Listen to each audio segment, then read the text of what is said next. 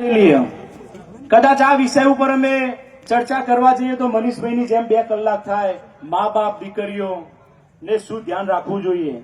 તો આજે દરેક સમાજની અંદર એક પીડા થઈ રહી. કોઈ પણ સમાજ હોય, કોઈ પણ જ્ઞાતિ સમાજ હોય, તો અત્યારે મોટામાં મોટી ઉધઈની જેમ વિકરાળ સ્વરૂપ રહેલી હોય તો એની એક જ સમસ્યા, છોકરીઓ ભાગીને જે પ્રેમ લગ્ન કરે ને એની. અને કોઈ સમાજ એવો બાકી નથી રહ્યો કે દીકરીઓ ભાગીને પ્રેમ લગ્ન ના કર્યા હોય. જયારે આપણે 20-20 વર્ષની છોકરીને મોટી કરી હોય અને પોલીસ સ્ટેશનમાં મળવા જઈએ એટલે છોકરી શું કહે ખબર? હું મારા મા બાપને ઓળખતી નથી. એટલે મા બાપને તો જમીન જગ્યા આપે તો રમાઈ જાય ને એવી પરિસ્થિતિ હોય જ નહીં હોતી. કારણ કે એમને 20-20 વર્ષની મોટી કરી હોય, એમને જેવા કપડા જોવું કપડા લઈ આલ્યા હોય, જેવો મોબાઈલ જોવો મોબાઈલ લઈ આલ્યો હોય, અને તોય પોલીસ સ્ટેશનમાં જઈને એમ કે હું મારા મા બાપને ઓળખતી નહીં, તો એ છોકરીઓને કહેવા માંગુ હું ડાયરેક્ટ V1 ની થઈ જઈ તમે. તો એના માટે આપણો દેશ કાયદાથી ચાલે.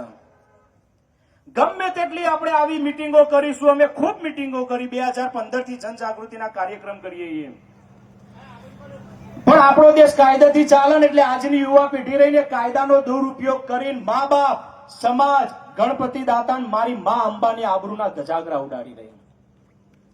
ઉડાડક નહીં ઉડાડતી? કેમ કે ભારતીય સંસ્કૃતિ રહીને હજારો વર્ષથી ચાલી આવેલી.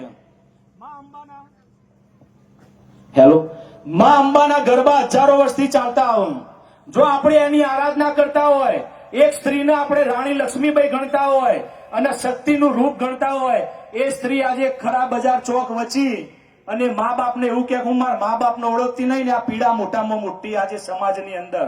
અમે પણ ના કહેવાના શબ્દો કહેતા હોય. મનીષભાઈ, તમે પણ આ અભિયાનમાં અમારા જોડાજો એવું દિલથી પ્રાર્થના કરું. સાંભળી મુદ્દો આવ્યો મેં, અને આ મોટી મહારેલી જે થવા રહી છે એમાં અમારો પહેલો જ મુદ્દો, મહેસાણામાં આપણે રેલી કરવા જઈ રહ્યા છીએ અહીંયા અવસર પાર્ટી પ્લોટ થી, અને મહેસાણા જ નિમિત્ત બનવાનું હોય. એમાં પહેલો જ અમારો મુદ્દો સરકાર જોડે કે મા બાપની સહી ફરજિયાત કરો પ્રેમ લગ્નની અંદર.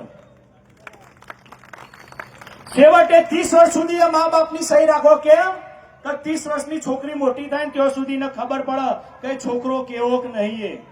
એના માટે દીકરીઓ જો અહીંયા બેઠી હોય તો કહેવા માંગુ કે અત્યારના બધા જ પ્રેમ ખોટા. કેમ પ્રેમ ખોટા એ તમને કહું.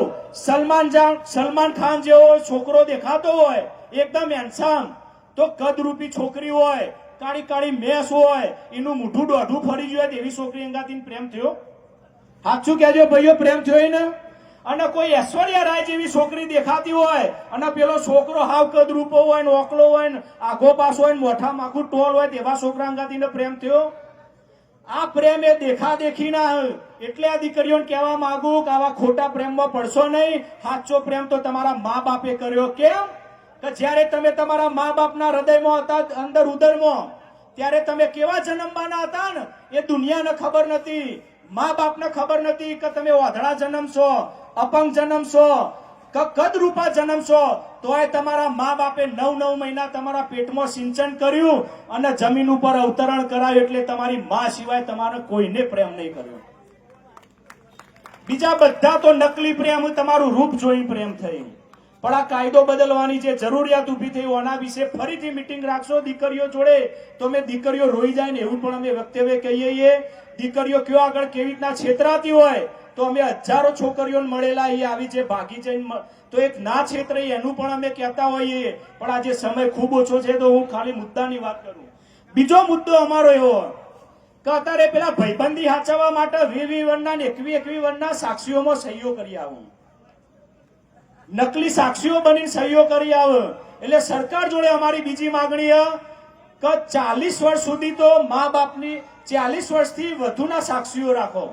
કેમ કે 40 વર્ષની ઉંમરનો કોઈ પણ પુરુષ હોય ને તો એના ઘરે દીકરી હોય, એના ઘેર મોથા હરખી બેન હોય, તો હું આ છોકરો કોકને ભગાડીને લઈ ગયો તેનામાં સહી કરું કે ના કરું? એના માટે અમારી એ માંગણી. ત્રીજો મુદ્દો અમારો એવો કે ભારતીય સંસ્કૃતિ પ્રમાણે કોઈ પણ ધર્મ હોય એનો આપણે લગ્ન કરાવીએ ને તો એની વિદાય ઘર આગળથી હોય કે નહીં હોતી? તો જો તમે કાયદામાં ફેરફાર કરો 30 વર્ષ પછી કોઈ છોકરી જીદે ચડે કે મારે તો આ છોકરા જોડે લગ્ન કરવો, તો અમારી ત્રીજી માંગણી કે ભારતીય સંસ્કૃતિ પ્રમાણે કાયદો બનાવો. કેવો? કે કોઈ પણ છોકરીના લગ્ન કરવો હોય ને પ્રેમ લગ્ન તો છોકરીના મા બાપનું જો આધાર કાર્ડ હોય કે છોકરીનું જો આધાર કાર્ડ હોય ને એ જ કોર્ટમાં પ્રેમ લગ્ન થવો જોઈએ. અત્યારે એવું થયું ખબર મેહોણાની છોડી કચ્છમાં જઈને લગ્ન કરી આવે, કચ્છવાળી અમદાવાદમાં જાય ને અમદાવાદ વાળી કાઠિયાવાડમાં જાય એટલે મા બાપને ખબર પડતી નથી, એટલે કશી ખબર ના પડે. અને હું આ બધા જ જે આજે ખરેખર ખૂબ સરસ મજાનો આજે પ્રસંગ થયો એમાં હું કહેવા માંગુ કે છોકરીઓ ભાગી જાય ને એમાં મા બાપનો ક્યારેય વોક નહીં હોતો. આ કળિયુગનો વાયરો. એટલે પહેલા તો આપણે સમાજવાળા બધા રહ્યા ને એ મા બાપને દોષિત કહેવાનું બંધ કરો. કેમ કે પિતા ધંધા જ્યાં હોય અને મા ઘરનું કામ કરતી હોય તો મા બાપ એવું ઈચ્છે કે મારી છોકરી ભાગીને પ્રેમ લગ્ન કરે? કોઈ મા બાપ બહેનો ઈચ્છા કે મારી છોકરી ભાગીને પ્રેમ લગ્ન? પણ કળિયુગનો વાયરો ખરાબ.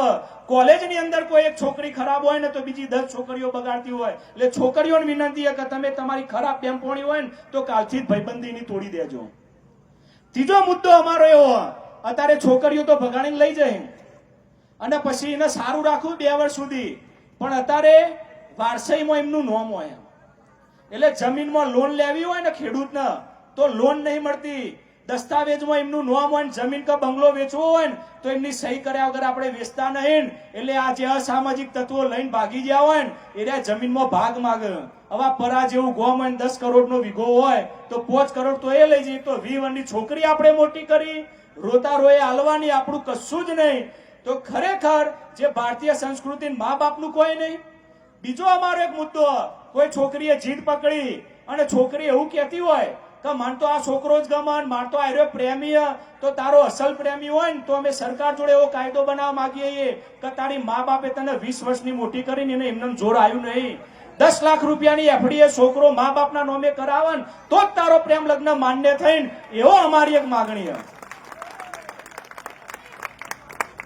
અને મા બાપ જે પણ મા બાપની સહી વગર લગ્ન કરે તો સરકાર એવો કાયદો બનાવે કે ઓટોમેટિક મા બાપની તમામ મિલકતમાંથી રદ થઈ જાય.